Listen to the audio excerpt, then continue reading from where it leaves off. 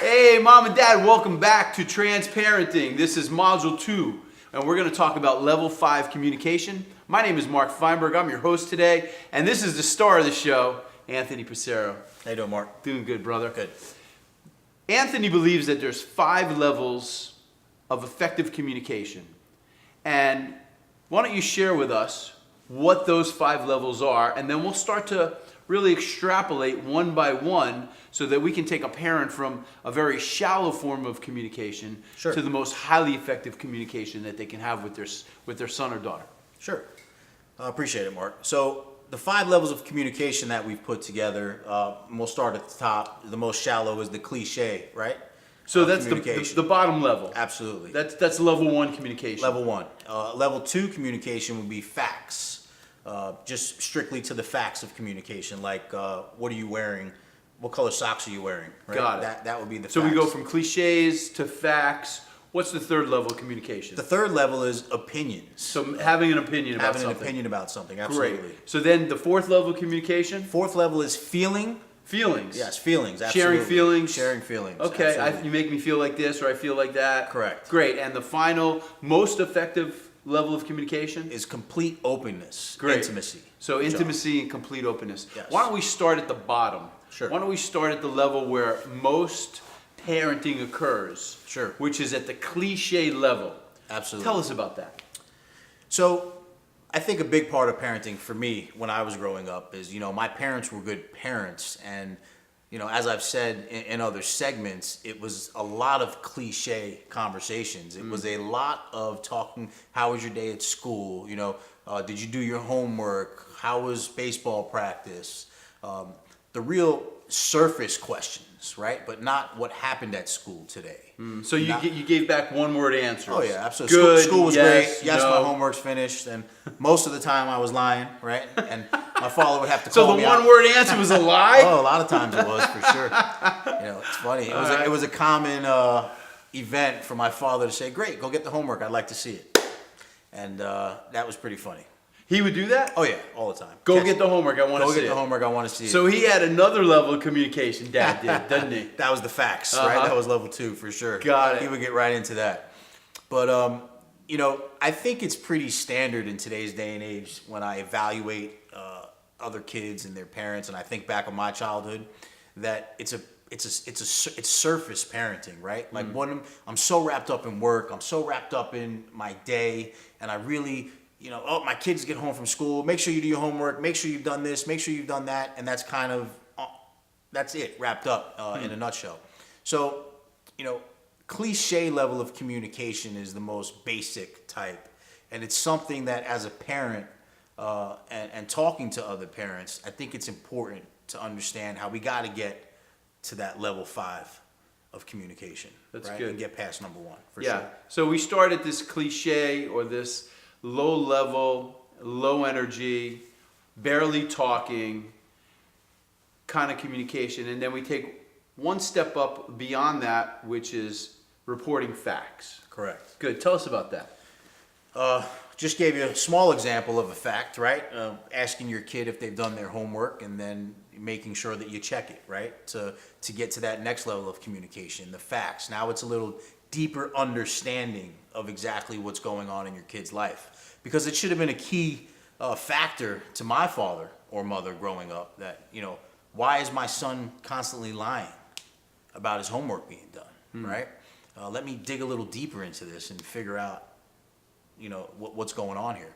So I think that's really important to, it's kind of the next level after the surface talk, right? After the surface communications with your children, it's getting into the facts and really digging deep and understanding what's going on.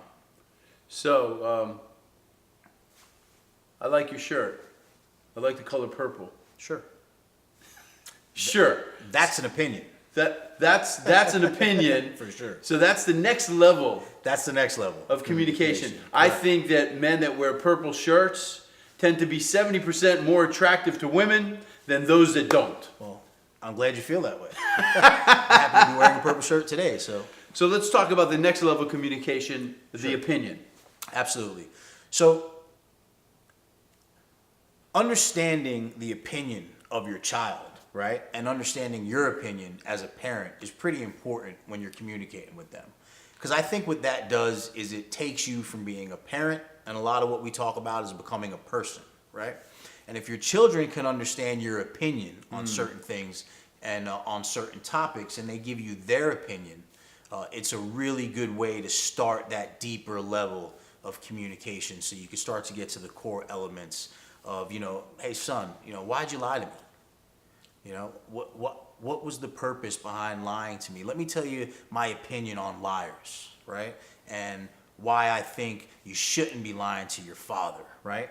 And just to go from there, it's a very basic example, but it definitely can get much deeper as you give your opinion to your children. Yeah, so when you go from cliche to reporting facts to having an opinion about your child's behavior, the next level automatically is now about sharing feelings Absolutely. around your Sure. son or daughter's behavior. So talk a little bit about that and how that applies to your parenting with Brianna. Sure. So feelings for me is pretty important, right?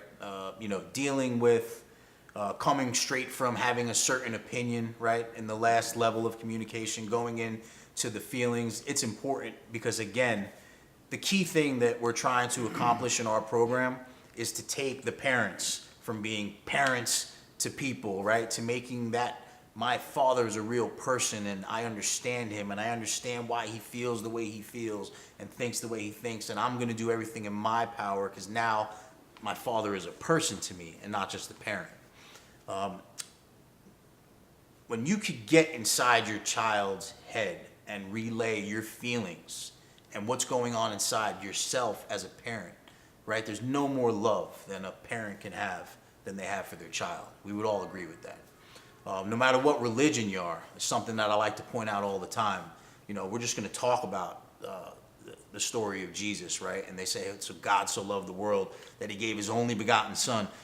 Whether you are a Christian or not, or you believe a man wrote that book or God wrote that book, whoever wrote that passage, that scripture, was trying to just relay to the world, there is no greater feeling than love.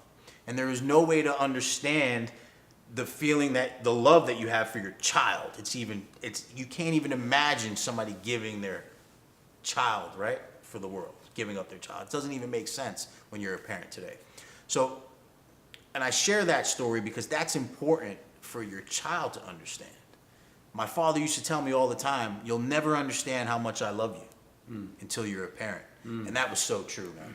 Right? Because now I tell my friends today when I hear, somebody's pregnant or having a child, I say, hey, man, my buddy Ruben just last month had a child. I said, man, now you're going to finally understand the definition of love, right?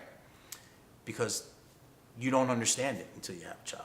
It's just such a deep level. So relaying your feelings to your child, again, extremely important. Understanding their feelings and going into the last level of communication, which is just a complete openness, right? So And the feelings, let complete me stop you there for Sure. a second. Feelings isn't, you make me feel like this. We're not talking about that. Correct. Because oftentimes I see people communicating with one another, like yelling at each other for how they're making each other feel. Sure. Right? Does anybody really have the power to make us feel anything? They're not supposed to. That's for sure.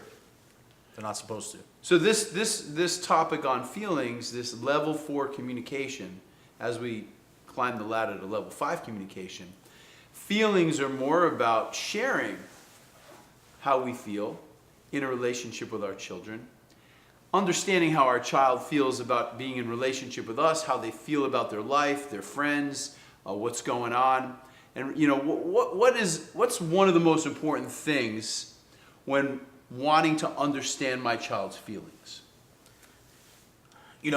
Well, going back to a previous segment when we're talking about really understanding your children, right, and what they have going on, is really the way to understand their feelings and what's going on in their life. And the only way that you could do that, the only way that you could truly understand your child's feelings is to ask them and to dig deep and to understand why they come up with the opinions that create their feelings, right? And understand their thought process and really key in on understanding that it's a child, right? And understanding that child and their feelings today is going to determine the decisions that they make for the rest of their life.